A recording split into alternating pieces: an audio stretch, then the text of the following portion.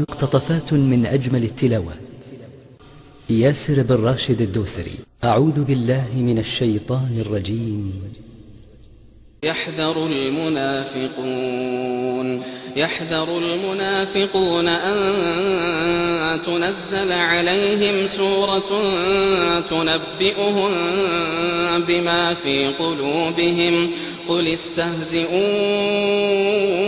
إن الله مخرج ما تحذرون ولئن سألتهم ليقولن إنما كنا نخوض ونلعب قل أبالله وآياته ورسوله كنتم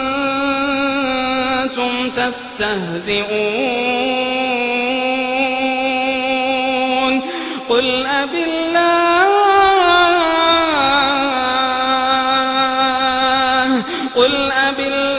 وآياته ورسوله كنتم تستهزئون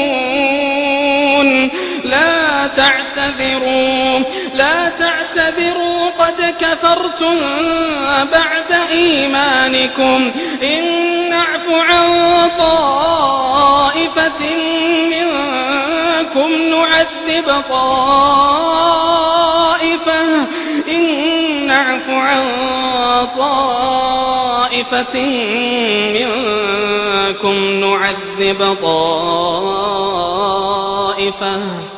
نعذب طائفة بأنهم كانوا مجرمين.